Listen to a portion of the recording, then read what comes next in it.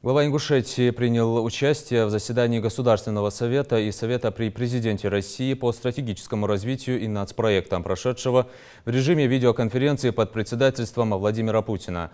Основной темой заседания стала реализация президентского указа о национальных целях развития Российской Федерации на период до 2030 года. Открывая заседание, президент отметил, что несмотря на то, что COVID-19 стал особым вызовом, он не отменил повестку развития государства. Он также акцентировал внимание на необходимости общих и скоординированных усилий всех уровней власти, и в том числе регионов.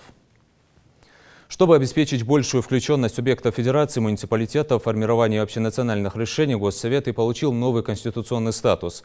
Были расширены его полномочия и состав. Таким образом, теперь руководители местных органов власти смогут напрямую ставить перед Госсоветом вопросы, которые наиболее остро чувствуются на местах, сказал президент.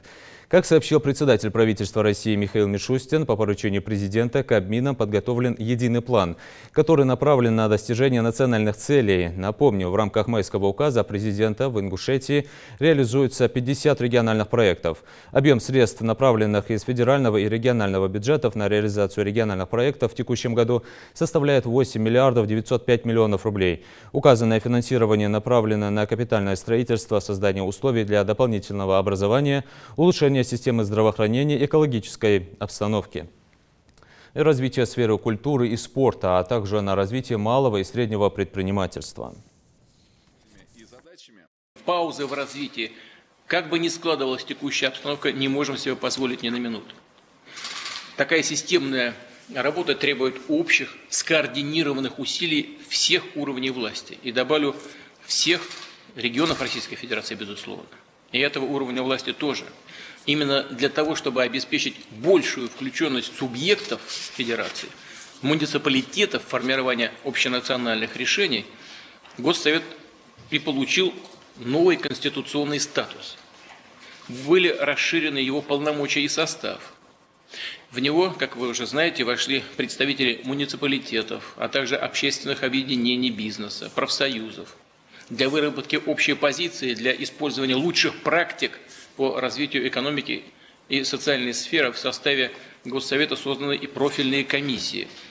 Вот недавно только подписал соответствующий документ о них. Их возглавят руководители субъектов Российской Федерации.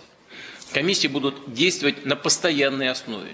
При этом к их работе будут подключаться и главы муниципалитетов. Я сейчас только что об этом сказал. Таким образом, теперь руководители местных органов власти смогут напрямую ставить перед Госсоветом вопросы, которые наиболее остро чувствуются на местах. Однако дело, конечно, не только в этих организационных новациях, хотя они тоже важны, а важнее, конечно, сущностные изменения в том, чтобы обеспечить новое качество и эффективность работы органов власти на всех уровнях – федеральном, региональном и муниципальном. В конечном итоге для улучшения жизни людей, для достижения национальных целей развития. План определяет сферы ответственности, ставит конкретные задачи, где каждый шаг и каждое мероприятие способствует достижению общего результата.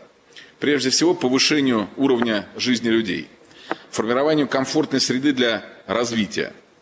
Единый план содержит декомпозицию целевых показателей по месяцам и по каждому субъекту Российской Федерации, чтобы люди знали и понимали, когда и какие результаты они увидят не только в масштабах всей страны, но и в конкретной области или крае. На реализацию плана выделяются серьезные ресурсы. В следующие 3 года более 39 триллионов рублей или около 13 триллионов рублей в год.